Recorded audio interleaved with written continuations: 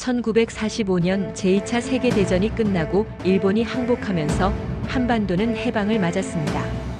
하지만 한반도는 미국과 소련에 의해 38도선을 기준으로 분할 점령되었고 각기 다른 이념과 정치적 배경을 가진 정부가 수립되기 시작했습니다. 남한에는 미국의 지원을 받은 대한민국 정부가, 북한에는 소련의 지원을 받은 조선민주주의인민공화국이 각각 1948년에 수립되었습니다. 이 과정에서 한반도는 자본주의와 공산주의의 대립이 극명한 분단 상태로 나뉘었고, 이는 곧 냉전의 시작을 알리는 신호탄이었습니다. 이러한 냉전 구도 속에서 남북한은 서로의 체제를 인정하지 않았고 각각 통일을 목표로 하여 군사적 준비를 하게 되었습니다. 1948년부터 1950년까지 남북은 여러 차례 군사적 충돌을 겪었습니다. 특히 한강 다리 폭파 사건과 같은 국지적인 전투들이 일어나면서 양측은 서로의 체제를 정당화하며 대립을 심화시켰습니다. 이러한 갈등은 1950년 6월 결국 전면전으로 번지게 되었습니다. 북한은 남한의 김일성이 이끄는 공산주의 정부가 완전히 복속되어야 한다는 목표를 가지고 소련과 중국의 지원을 받으며 무력 통일을 준비하고 있었습니다. 또한 북한은 38선을 넘어서 남침을 시작하면 미국과 유엔군의 개입을 막을 수 있을 것이라는 판단하에 전쟁을 일으켰습니다.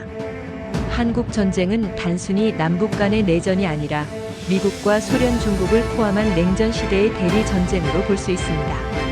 미국과 소련은 전 세계적으로 이념적 갈등을 겪고 있었고, 이는 한반도에서도 영향을 미쳤습니다.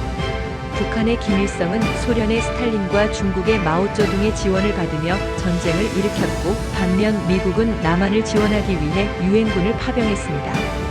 한국 전쟁이 발발하자 유엔은 즉각적으로 유엔군 파병 결의를 내리고 미국을 중심으로 한 유엔군이 한국을 지원하게 됩니다. 당시 트루먼 대통령은 한국을 공산화되지 않도록 방어해야 한다는 의지를 가지고 유엔군을 이끌었고, 이를 통해 한국은 미국과의 군사적 동맹을 더욱 강화하게 되었습니다. 1950년 6월 25일 북한군은 38선을 넘어 전면적인 남침을 시작했습니다. 북한의 김일성은 남한을 빠르게 정복할 계획을 세우고 전면적인 기습을 감행했습니다.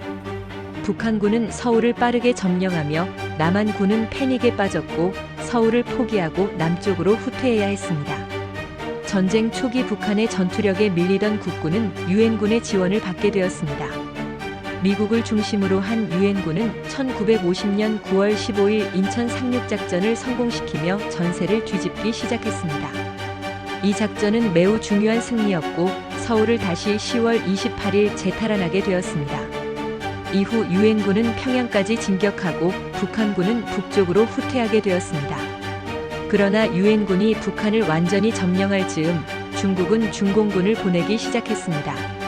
1950년 10월 중공군은 전격적으로 참전하여 유엔군을 공격했고 1951년 1월 서울은 다시 북한군에게 넘어갔습니다. 중공군의 개입으로 전세는 다시 역전되었고 유엔군과 국군은 서울을 되찾지 못한 채 후퇴를 거듭하며 38선 부근에서 교착 상태에 접어들었습니다. 1951년부터 1953년까지는 전쟁의 주요 전선이 38선 부근에 고착되었고 양측은 계속해서 무차별적인 소모전을 벌였습니다.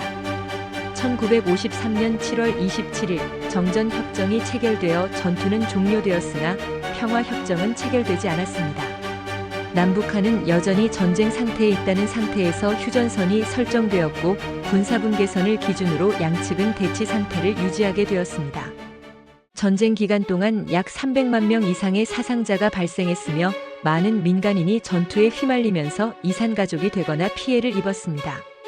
한국의 경제는 전쟁으로 완전히 파괴되었고 국가의 재건은 매우 어려운 상황에 놓였습니다. 전쟁은 결국 한반도의 분단을 고착화시켰습니다. 전쟁 전에는 통일을 목표로 했던 남북이었으나 전쟁 후 38선은 단순한 군사적 경계선이 아닌 남북의 이념적 분단선으로 자리 잡게 되었습니다. 또한 전쟁은 냉전 구도의 확립을 더욱 공고히 하였고 한반도는 여전히 미국과 소련의 대리전 양상을 보였습니다. 한국 전쟁은 냉전의 핵심적인 갈등의 장이었으며 미국과 중국, 소련 사이의 국제적 대립을 더욱 심화시킨 사건이었습니다. 미국은 주한미군을 지속적으로 주둔시키며 한국과의 동맹을 강화했고, 중국은 중공군의 참전을 통해 국제적 입지를 확립하였습니다. 한국 전쟁은 단순한 남북한 간의 전쟁이 아니라 냉전 시대의 이념 대립과 대리전이 충돌한 사건이었습니다. 6.25 전쟁은 세계사의 중요한 전환점이자 한반도와 국제 정치에 큰 영향을 미친 사건으로 오늘날까지도 한반도와 세계 정세에 중요한 의미를 가지고 있습니다.